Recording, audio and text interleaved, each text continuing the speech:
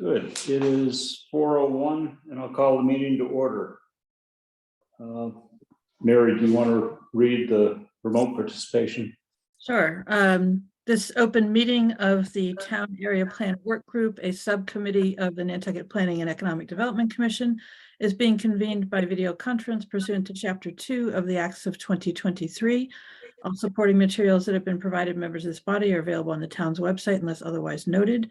This meeting is being recorded. Please be aware other people may be able to see you, and take care not to share your device's screen. Anything you broadcast may be captured by the recording. Please silence your phones and devices. Ensuring public access does not ensure public participation unless such participation is required by law. This meeting may feature public comment. Let's see. And I guess, Henry, if you want to go to the roll call. All the votes in this meeting should be taken by a roll call vote. So that's a nice lead roll call. Here you go. All right. Establishment of a quorum. I'm here. Mary. Here. Mary Ann. Here. Nikki. Here. Reagan. Here. And Allison. Here. Okay. No Marcia? Marcia's just coming in. Give her a second. Okay. There she is. Marcia, are you here? You're muted.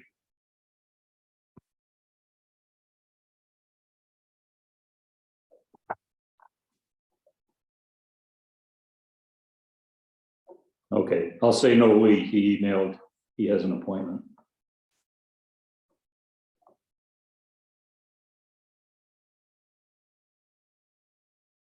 Marcia, are you here? I'm here. Now I'm here. Good. Yeah. Okay, we've got that. Approval of the agenda. Any additions, omissions? Move approval. Reagan moves. Is there a second? Second, Mary Ann. Okay, all in favor, aye. Aye. Aye. Opposed? Good. Approval of the draft minutes from May 2nd. Any discussion? I move Okay. approval. Mary Ann. Is there a second? I'll second. Reagan. Allison. All in favor, aye. Aye. Aye. But that was Reagan who seconded. Okay, Reagan seconded, not me. Reagan seconded. Okay. Any opposition? All right, that passes. Before we move on to the discussion, our first July meeting is the 4th. Do we wish to meet? No. I move that we skip the July 4th meeting. All right, I think Reagan will second it. I second it. All in favor, aye. Aye. Aye. Opposed? Okay, none. That's good. All right, Mary Ann, you're up. Thank you, Henry. What I would want to offer here, because there was it's been a while since we did this, I can run down the list of topics and who's responsible for them, just to help everybody refresh their memory. Okay. So land use is Mary Ann Easley, housing is Marcia Fader and Mickey Rowland, economic development, Allison King and Mary Longacre, natural and cultural resources, Marcia Fader, open space and recreation, Mary Ann Easley and Henry Terry, services and facilities, Reagan Horchow and Mickey Rowland, traffic and circulation, Mary Longacre and Lee Saperstein. So if you got that, that's Good. Sorry, All Mary. right, Mary Ann, you're up. Well, for today's purposes, I thought it would help for discussion if I broke the land use draft down into bite-sized pieces. And I really owe a debt to our secretary, Lee Saperstein, who did an excellent job of capturing the comments from the earlier presentation that I made, which must have been, I don't know, 5 years ago, it feels like. And he also embellished them with so many so much other information. It was really, really helpful. So I wish he was here to get my deepest thanks. Having said that, I thought I would break it down into bite-sized pieces because I really want to get a lot of people's comments, criticisms, whatever, before going to what I think is maybe a semi-final draft on land use. So if you don't mind, I'm just going to go piece by piece, subject by subject, and invite everybody's comments, suggestions, criticisms, etc. Marianne, is this the document that you sent, and would you like me to display it on the screen? Oh, well, if everybody not have a copy, yes, you can definitely put it on the screen. Maybe that can help, sure.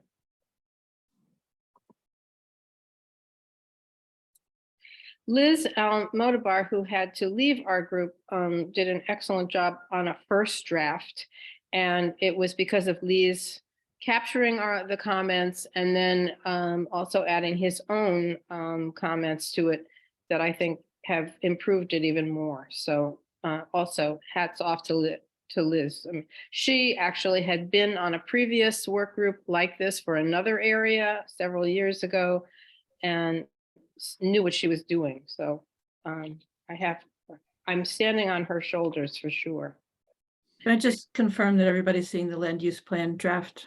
Mhm. Yes, okay. Yes, we are. Not the other crazy stuff that was happening on my computer. And Marianne, could I interrupt and ask if you could remind us all of what the description is for land use? The Darn. Okay, hang on a second here.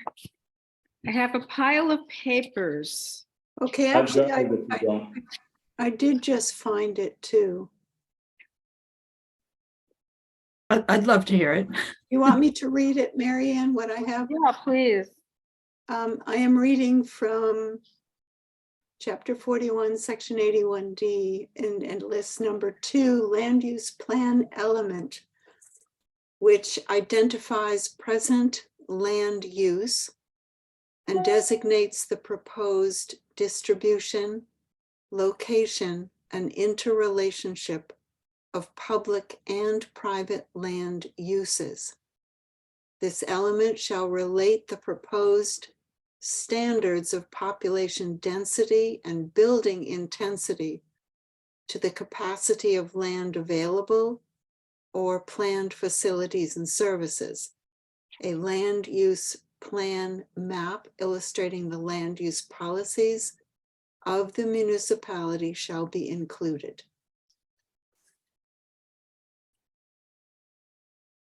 That's the description from the general law. Okay.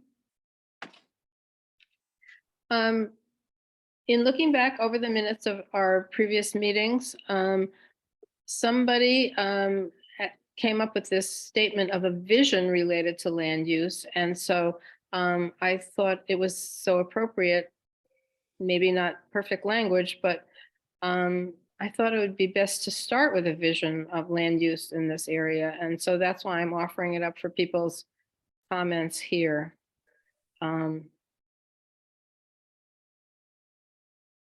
It seems that maintaining the historic character of our area and ensuring that it continues to be attractive is essential to the economy of the island, because people who visit here, a large majority of them stay in the harbor area or the downtown area, and some of them have no vehicles. So the most likely place that they're likely to wander around and see as representative of residential areas of the island is our area.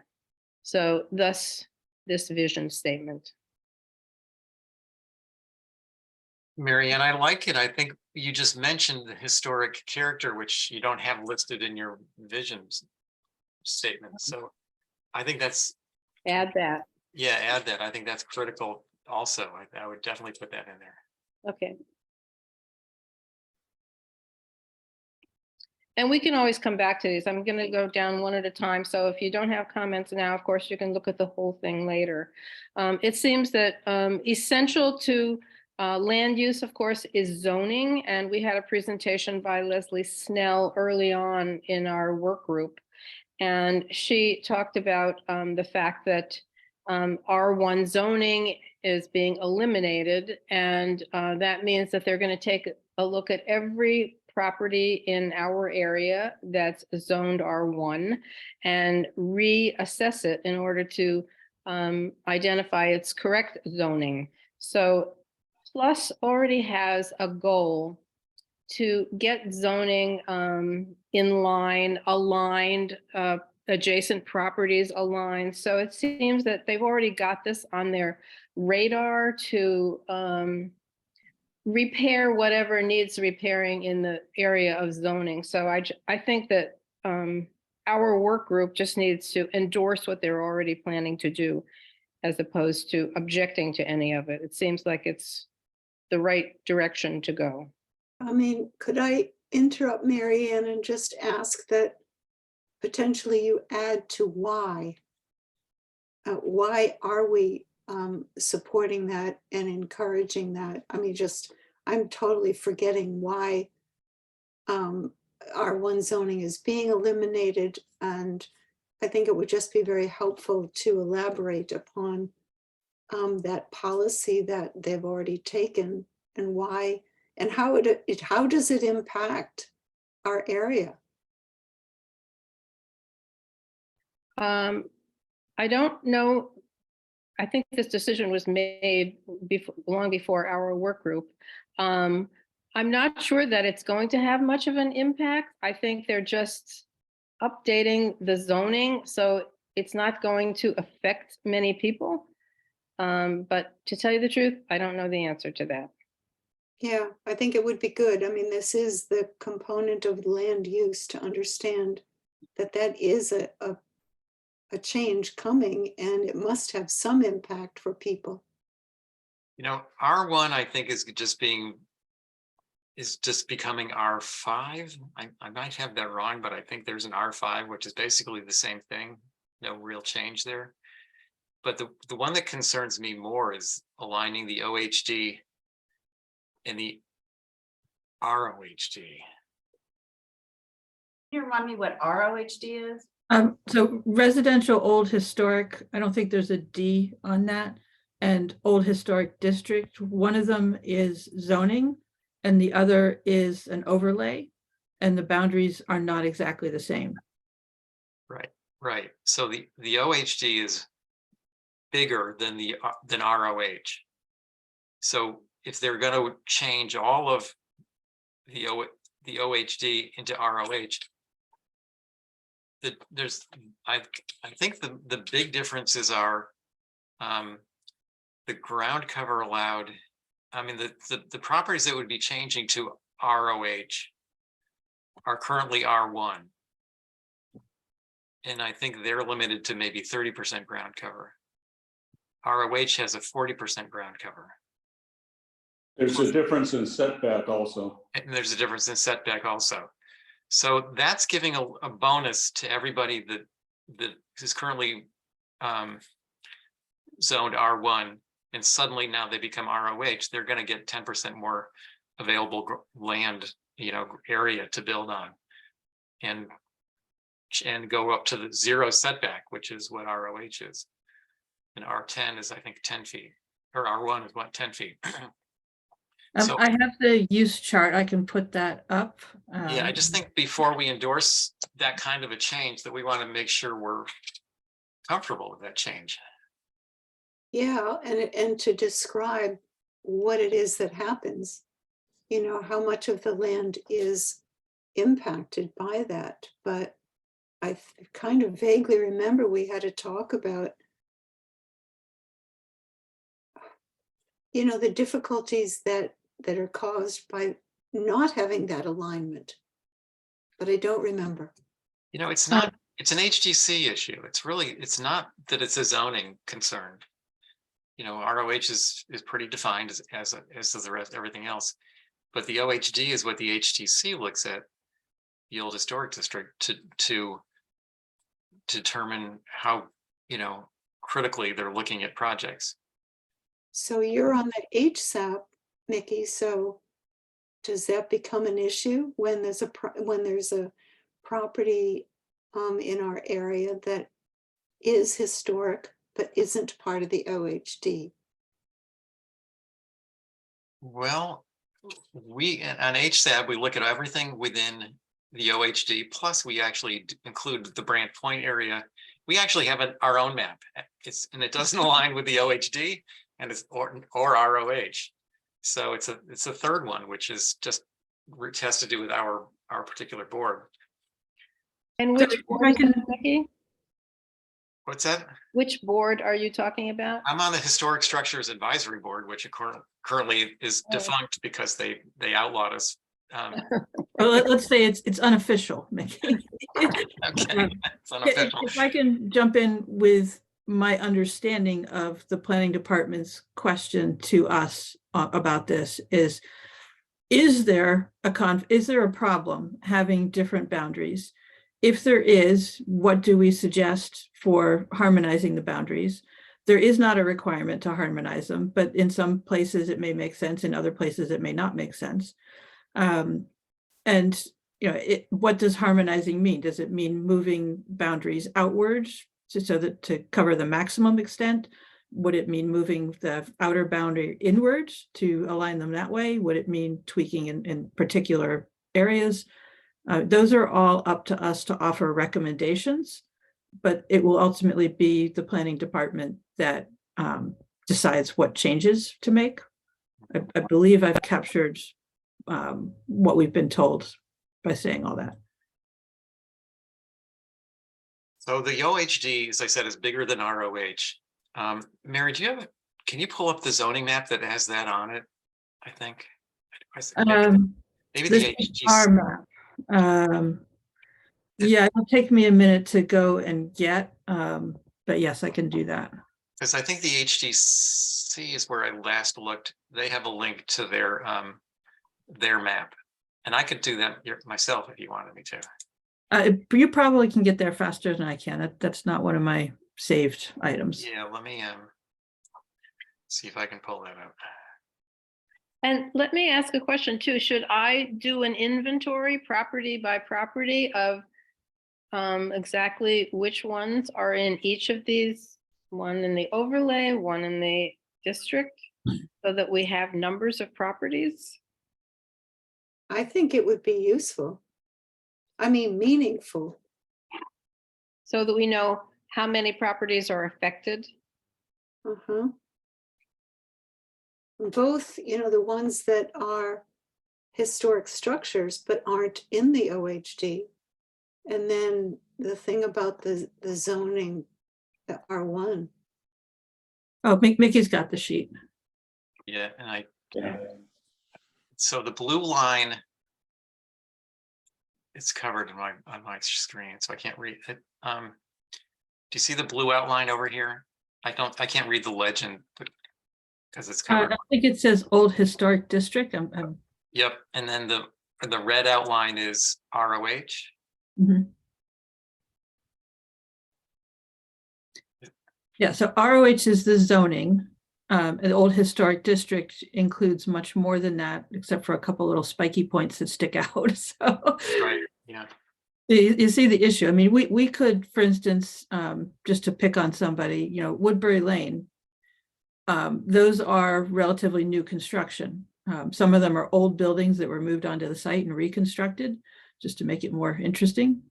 So should those be zoned for, sorry, not zoned. Should those be in the Old Historic District for an area that was never old?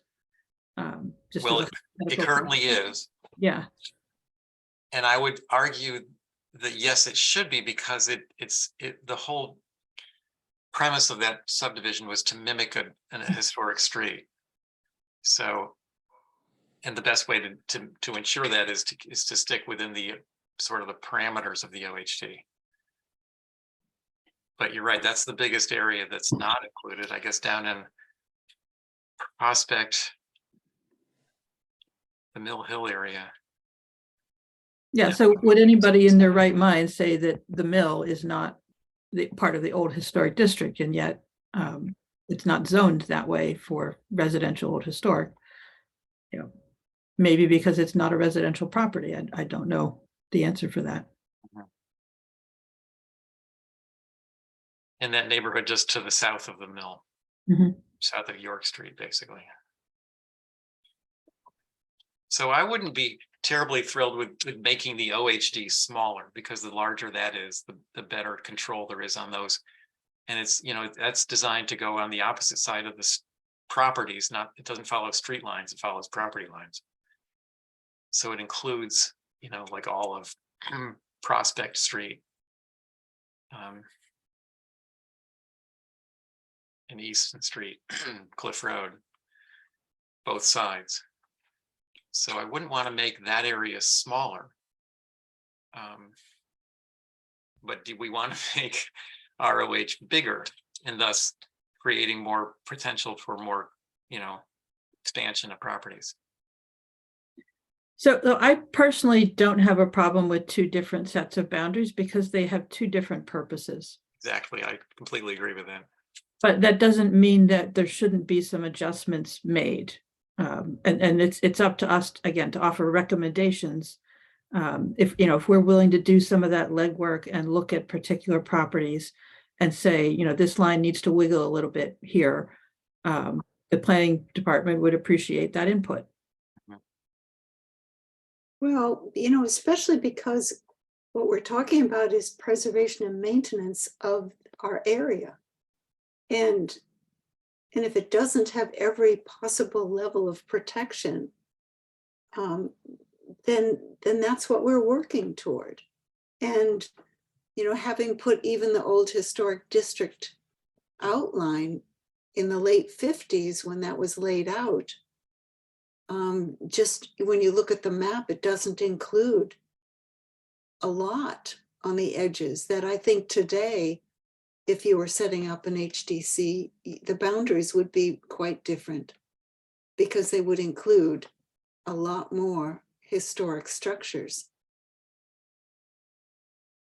I guess I'm just having trouble understanding the full implications. I mean, I agree, Mary, with what you're saying, that right now, I don't understand, you know, a conflict, but I mean, our mandate is to preserve and maintain, to protect this area. And do we have as much as we can get in terms of preservation?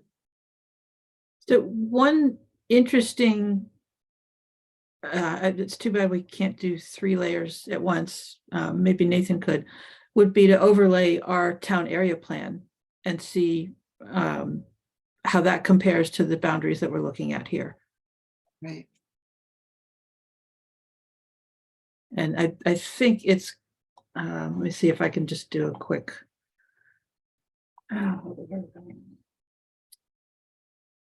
It's roughly, not exactly, I'm just looking back and forth. So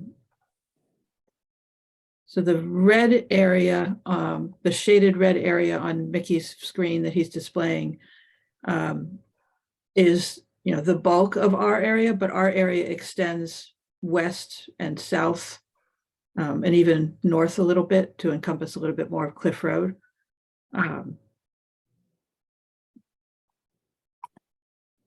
Mary, does it go much beyond? No, I'm sorry. So yeah, so it's it follows the boundary roughly.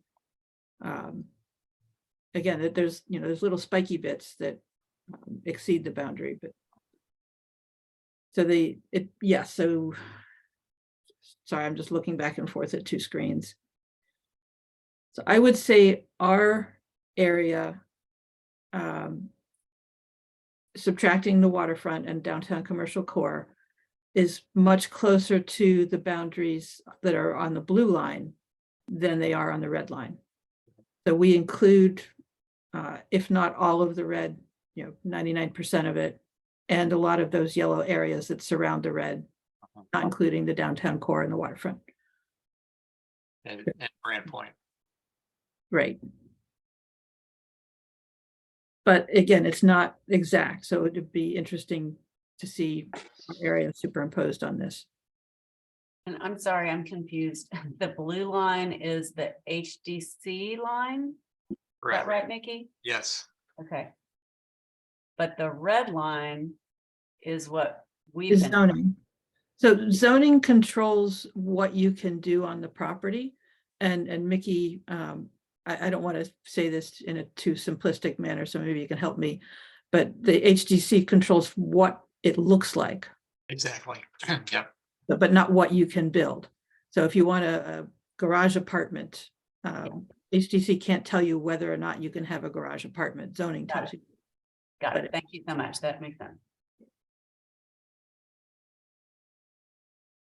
So I would have to say that I'm qualified and willing to do an inventory, but a lot of this, the details of this, I'm the least expert on this committee. And not sure without a lot of help from those of you who are experts that I could even come up with a recommendation. Well, I think once we identify an inventory, that provides the basis to make a recommendation. So I think we'd all be there with you. So is that okay as a next step, that I agree that I do an inventory street by street? And then we come back to a discussion of this, what recommendations we would make as a work group? what are you going to be inventorying? What are you looking for specifically? I'm going street by street to determine who is ROH and who is Old Historic District. And who's in R1? Well, that's a totally different issue. yeah, ROH is everything that's in red on the screen. And there are a couple of other zoning designations on our map and the areas that are just all showing as yellow on Mickey's screen. Mostly R1 though. Uh, Within the blue line that's not red. Yeah, let me zoom in. There's some, well, I think it's the open space is R40. Right. Yes. There's a little bit of R20 that I'm seeing. Well, I think it'd be great to have a summary description of what we do have. You know, as it describes in the master plan, you know, that we're identifying the present land use. So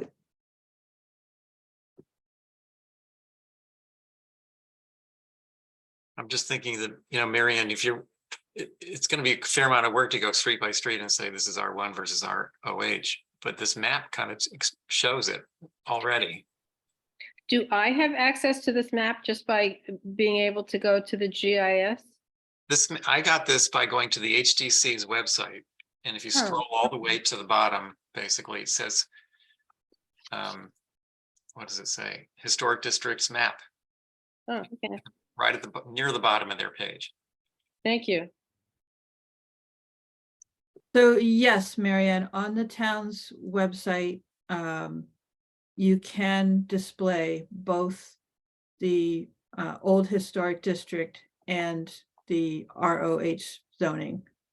You go to the GIS, you look for the planning tools, and one is districts and the other is zoning, and you can turn them both on. Okay. Okay, good.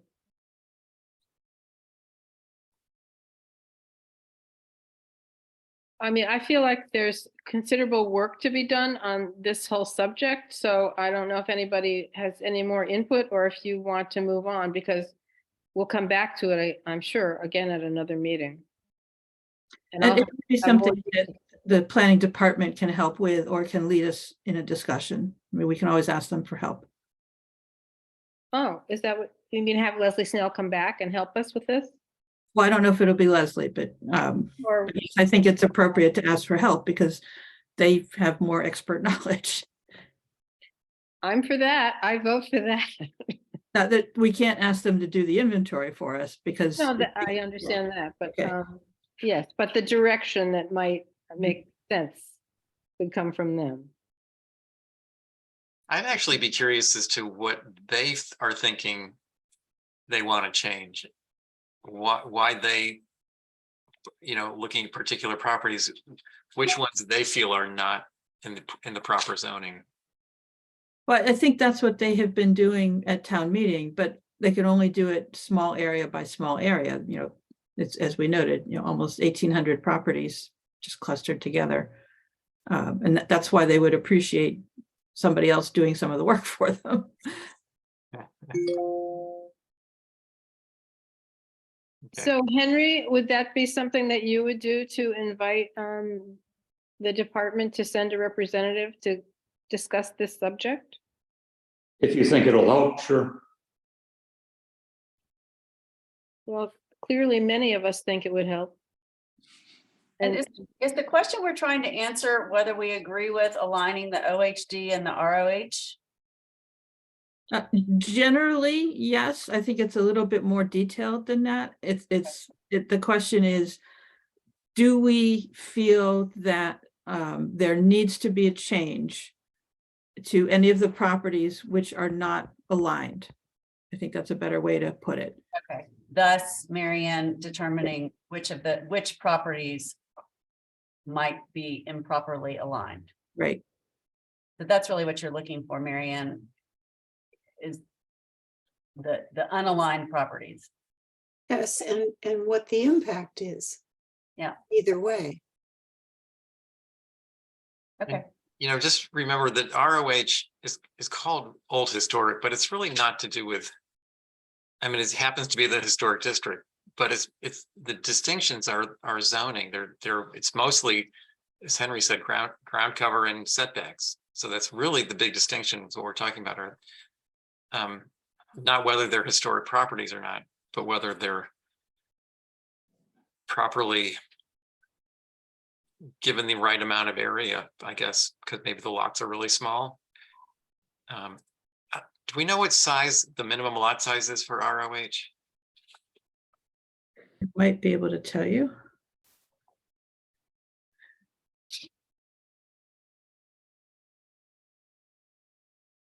It used to be 5,000, but that may have changed.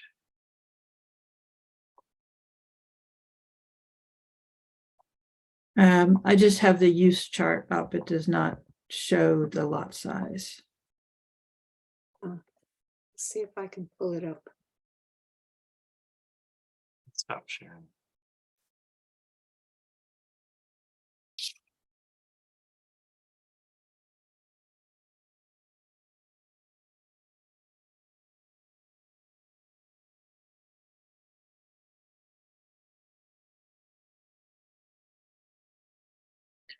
so any other comments on this, or should I go on to the next? Well, the only We other better go on. comment that I would add would be in understanding like the impact, like when Mickey and I are working on housing, and we're supposed to be assessing housing need. And so when we're talking about a property that could get greater density and could allow for more housing, I think we need to look at several of the components that we're working on and make sure that we're aligned, because if we want to say we think there ought to be more greater housing in this area because we're not meeting housing needs, then we would support those going to the lesser or greater density, correct? If they're using it to create more housing. Yes, that's hard to know that, isn't it? Are there even enough open lots in our area that this could be accomplished, that we could help with the housing crisis? Well, when you think, one of the things I put on a progress report for discussion today are some numbers that we could look at now. Mary, if you want to put that up a bit, because I did get some numbers from Nathan Porter today, and that gave us, because we're working on the housing, it gave us like 1,758 residential properties. You see, if you go down 1758 parcels within our area. But if you look down to line number 3, where it's italicized, he says there are 53 developable parcels. You know, we need to understand what we've got in land and in relationship to housing and anything else that we're making recommendations for. I don't know where those 53 are. Are any of them in our area though? Yeah, these are all within the area. Oh, all 53 are within our area. Exactly. That all those lines, that's the information from Nathan. We have to understand, what does developable mean? Does it mean it can be subdivided? Does it mean it can have a secondary dwelling? Does it mean it can be a covenant lot? Does it mean all of those things or only one of those things? So we need more information, because yes, I can think up the top of my head of a number of parcels in our area that could fit another dwelling. Whether or not it would be correct for zoning, I don't know, but definitely that have yards big enough for more housing. Right. Technically, I've got a double lot. I would never build in my backyard. If you go down the line 4 on Marcia's and Mickey's pamphlet here, there is one potentially developable lot in our area. 13 undevelopable lots. But 53 developable. Parcels. Well, it says, you know, almost 10 acres. Yep.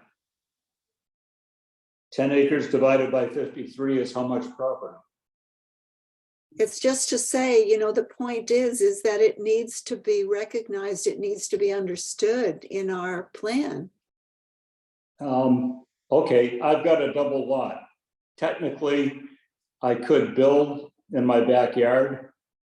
How would you go neighbor to neighbor and do that? Well, if Nathan produced this statistic, he ought to be able to produce a map that shows those 53 parcels. That'd be interesting. Yeah, very. Well, you know, Brooke Moore came to the Salt Marsh Center recently just to have a sit down with seniors and see what's on their mind. But she ended up talking about housing, and something that she's been thinking about, and I guess other people have been thinking about, to encourage seniors to build tiny houses in their backyards, move into the tiny house with a lot of help financially, and then rent their main house out to an island family, which sounded like a partial solution, and it helps seniors as well to get through their later years and hang on to their properties. But I don't know how many lots in our area could accommodate another tiny house in the backyard. Well, I could. Yeah, you could have a lot of tiny houses. I could have a lot of tiny houses. I just found the 5,000 square foot minimum lot size, Mickey. In ROH, Yes. yeah, so that hasn't changed. I mean, in the time that I've lived on Nantucket, I've seen so many backyards have houses put on them. You know, and we're not done. There's still a lot of opportunity for that. I'm not saying I enjoy seeing that happen, but when there's such a demand for housing, you have got to start weighing the benefits of that green space and the benefits of people having a roof over their head. You know, there's probably not a whole lot in our area, in the downtown area, because the lots are many, I don't know, probably even mostly undersized, you know. Well, there's, Mickey, there's a 5-acre parcel right behind me. True, but you know, inside of Liberty toward Main Street, you know, that whole residential area and up in the fish lots, those I don't think any of those are 5,000 square foot lots. I mean, some probably are. I don't know. I mean, there's the big yard on India Street that had the treehouse. Yeah, no, there's certainly plenty of them, but generally I think they're pretty small lots and without even the room for the secondary dwellings. But Well, you see, that's the thing, is we don't really know. Yeah. Mhm. And that's what, with Mary Ann working, on her area and you and I working on housing, unless we really understand what we're working with here, Mhm. what can we say we want to support? Because we're not finding other ways to get more housing in our area. So, And covenant lots are allowed to be smaller than 5,000 square feet. Well, and then there's a question, do we really want more houses in our area? Right. Has there been any conversation about incentivizing those of us who are not on the island year round to allow housing to be rented? Or, I mean, we have a guest house on our property. We actually do rent it to a year-round resident, but I'm just wondering if there's any incentives to others to do the same, so that all those houses aren't sitting empty 9 months of the year. We did ask that question in our survey, Yeah. and we got some interesting questions back. I'm sure. I'm going to see if I can pull up the chart for that just as an illustration. yes, I think that, when I looked over that question, Mary, that so many of the comments indicated that they really needed help or advice, whether it was legal advice or design advice or to understand what the zoning was. But there were many people that were absolutely open to the idea. There were those that had space, but the house or the building wasn't winterized. And I was noting that in the report today. So I was surprised that there was a positive response, but a definite need for help and advice.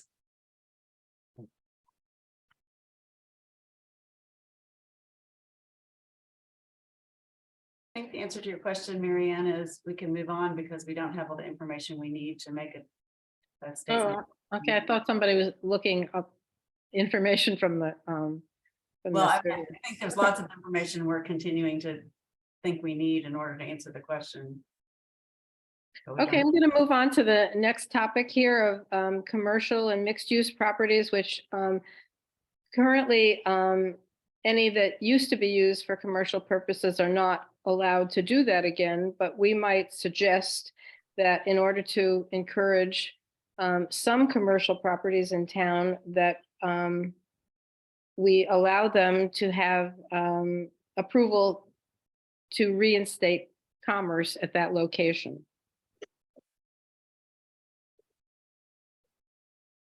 Or at least be able to apply for the special permit.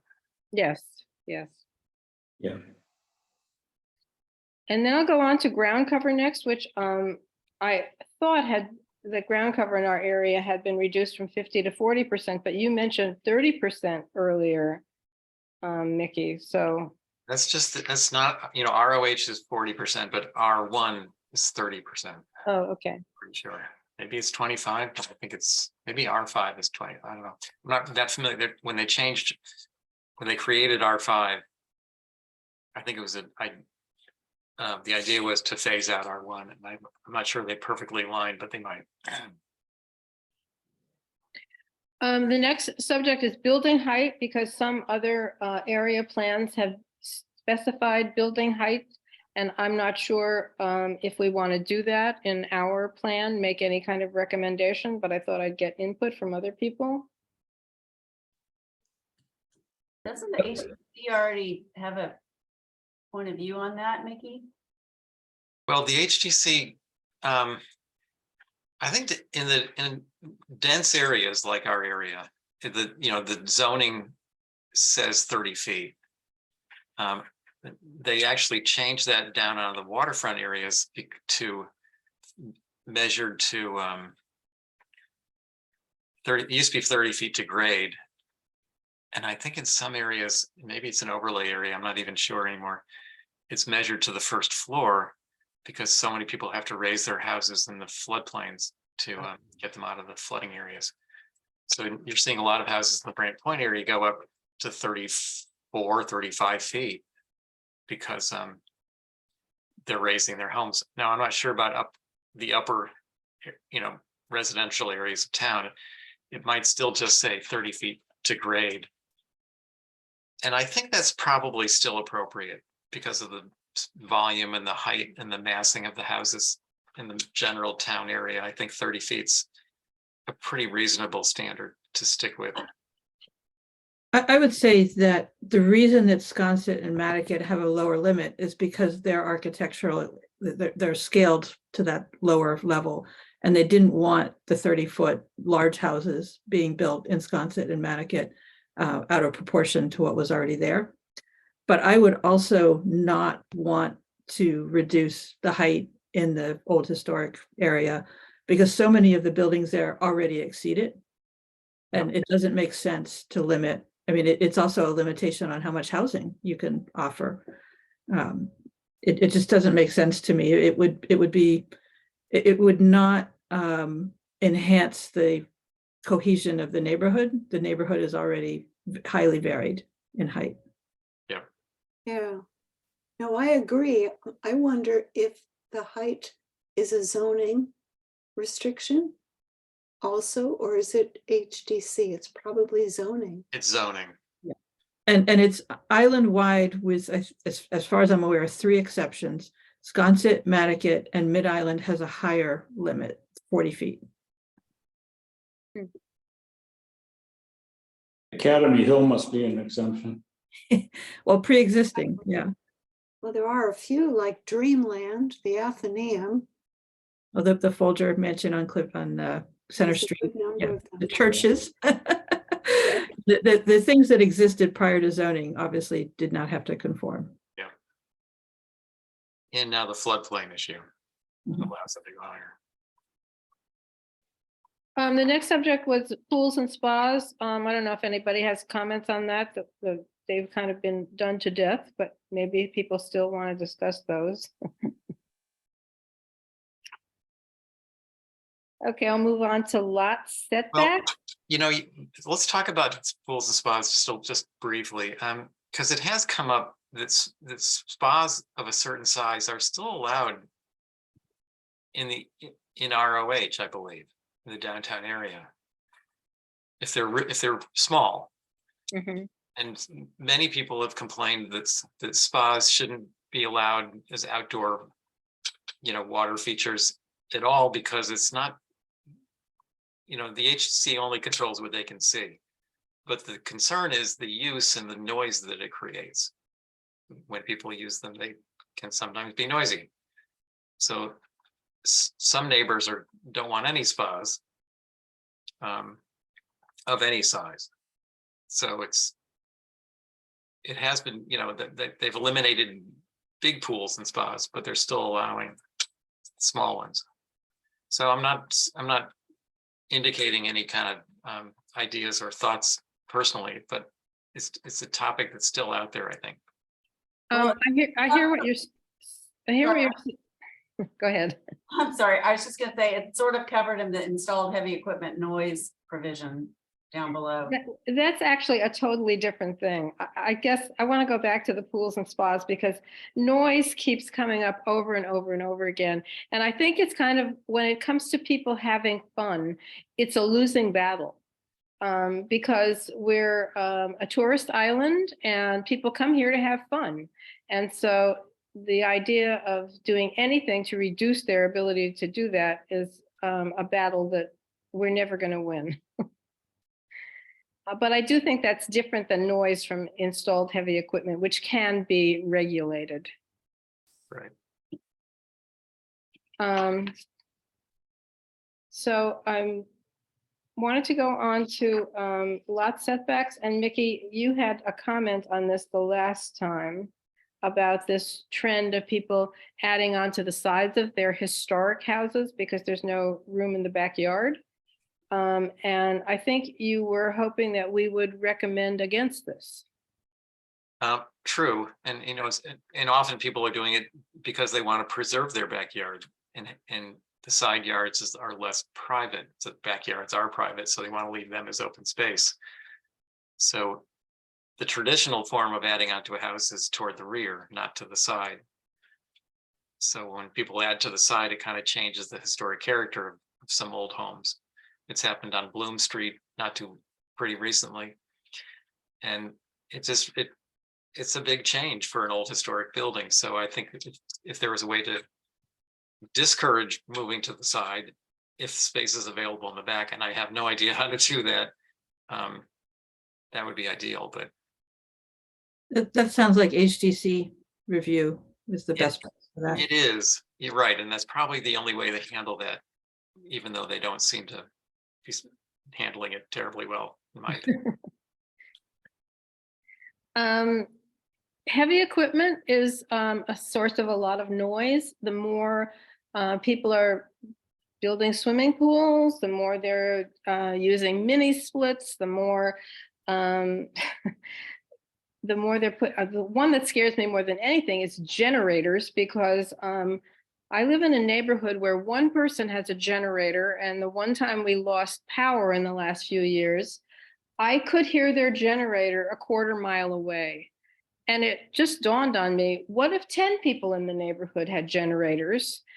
And I'm actually the only person living in the neighborhood. So it's me and a bunch of very loud generators. So I thought we should make some comment about equipment and a level of noise that might be controllable. But I'm hoping other people have comments. I think it's a good topic. I like it. I think it's fair. Okay, next thing with wetlands. I inserted this into land use because if I didn't see that it fit anyplace else. I'm not sure it fits in land use, but there are a lot of wetlands near me. I observed one of my neighbors actually take out a part of a wetland in order to create another parking space, which I abhorred. But wetlands are actually the provenance of the state, not local. So in the end, I lost my battle. But I definitely think we should include something about preserving wetlands and enforcing their preservation. The Conservation Commission controls activity around wetlands. And so if your neighbor didn't go and get permission from Concom.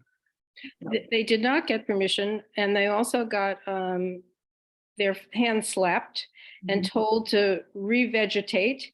And it being a lawyer, he said, I plan to sue you. And then they walked away. It was over. So in the end, essentially, he did whatever he wanted. And now he sold the property, so he's moved on too. So yes, they have some enforceability, but not much. And then finally, I thought we should give a hearty endorsement to the Historic District Commission, which is fighting the daily battle against developers and regular people who want what they want. And I think, Mickey, you said you were going to have a comment about this. Yeah, no, I think it's a good thing to include somewhere in our document, and maybe this is the right place for it. And I think everything you're saying is good, but I would try to make it a stronger statement by saying that the downtown or old historic district, that the HGC should be encouraged to strictly enforce the guidelines in building with Nantucket in mind. And is building with Nantucket in mind considered updated, or is it considered a document that's no longer applicable? Well, it's a very good document, but yes, it does need updating. But it's still, even Still the way relevant?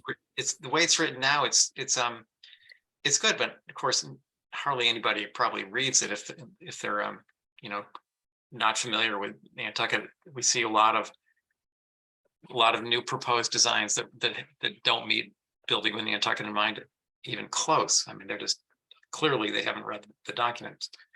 But I think that the HDC, in my opinion, tends to be a little lax about enforcing building with Nantucket in mind, especially downtown. I mean, I'd have to say, I don't think they're being a little lax. I think they really do not really give the kind of review that is required. They don't have the expertise or the knowledge of architectural history or these structures. And, you know, as you see, they're called guidelines. They're not regulations. They are only guidelines. And they were written, when was the last time they were even updated? And, you know, Mickey and I spoke about this today. There's been, for at least 5 or 10 years, there's been CPC money to rewrite. And it's never been done. But, you know, and the book does try to separate the downtown from other areas of the island, but it does not, it so drastically needs to be updated. And to me, with a much greater focus, the reason why we have an HDC is because of our area, is because of the downtown, not because of what's out in Tom Nevers or any of these outlying areas that are now is certainly not important. They're important, but the guidelines need to be strengthened. They need to be reviewed. It would be hard for me to not say enough about what needs to be done to help preserve and maintain what we have in this area for historic preservation. Is it appropriate for us to recommend that, I don't want to be denigrating, I don't mean the caliber of people, but the qualities of people who are serving on the HDC? No, Your we've tried that before. We've tried to shift them from being elected to being appointed for that very reason.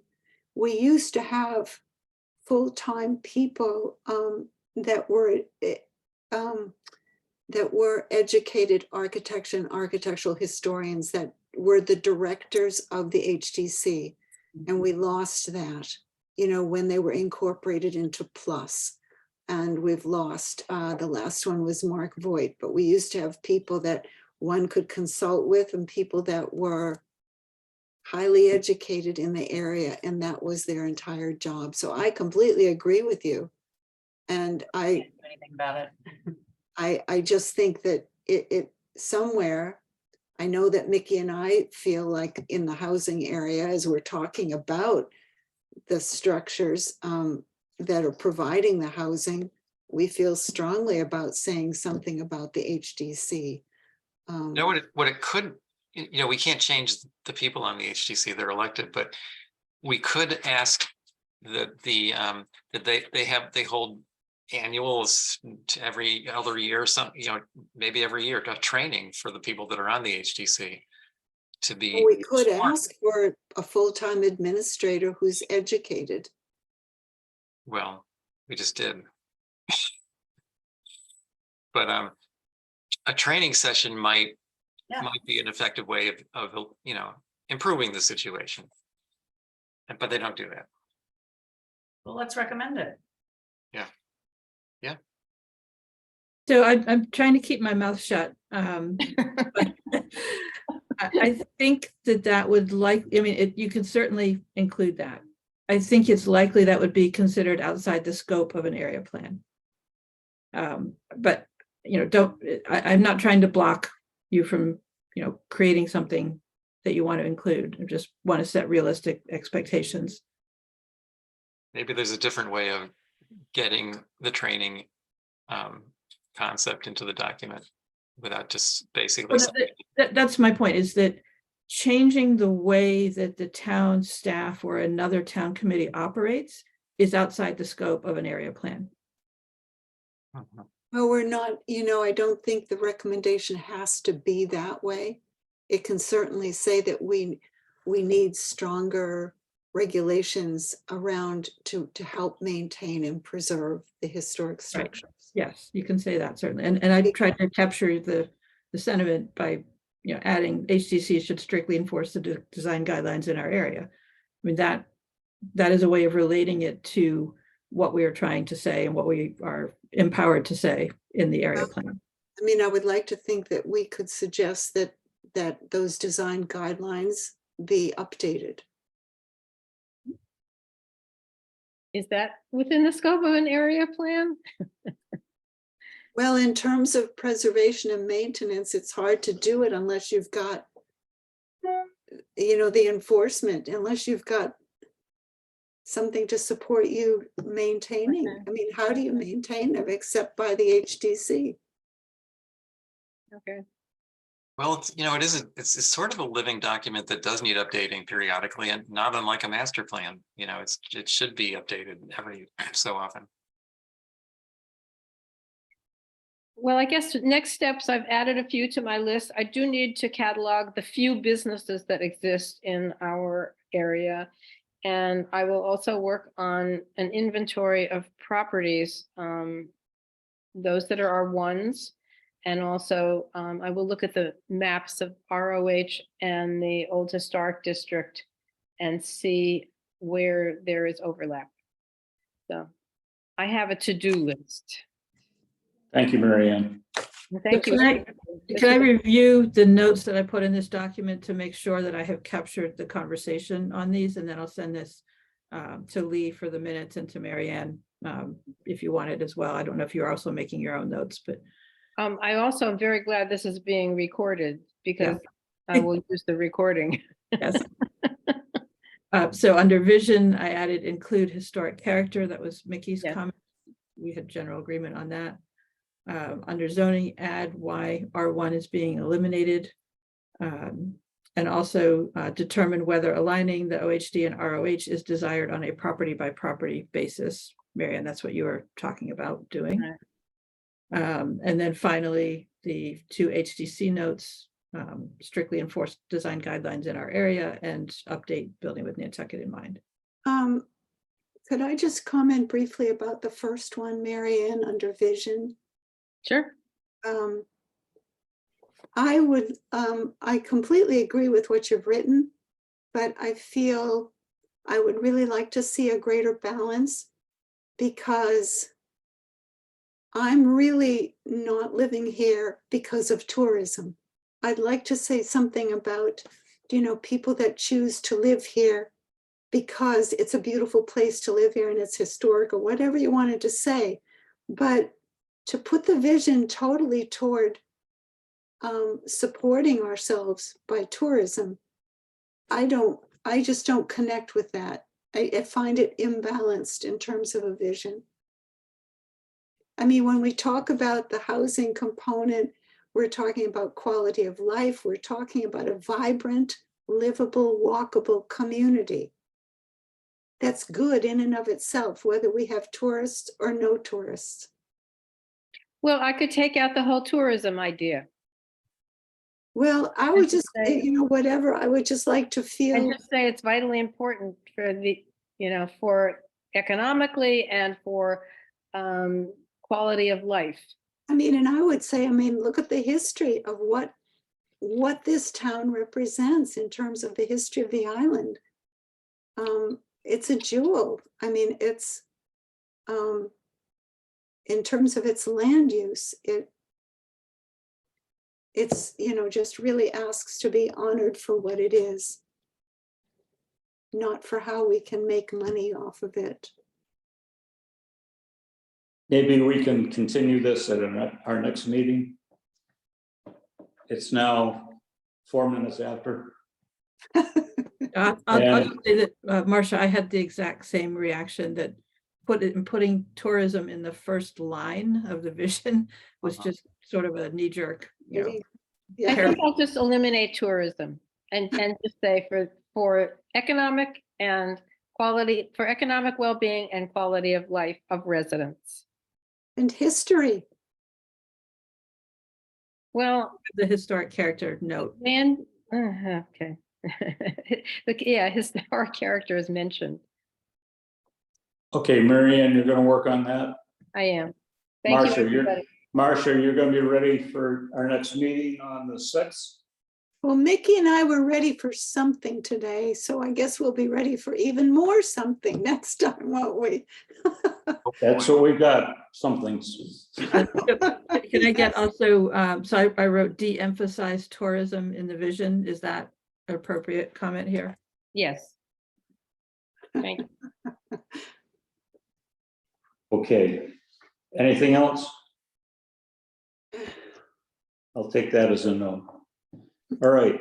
I already said June 6th is our next meeting. Henry, is that a Tuesday or a Friday? It's a Tuesday, I believe. I probably won't be able to attend that. That's all right. Prep Marcia. Yep, okay. There'll be more discussion after, I'm sure. Good. Okay, motion to adjourn. Motion. Nikki, second. Marcia, second. Marcia, seconds. All in favor, aye. I. Aye, Thank you, everyone. Thank you. You. thank you. Aye. Aye.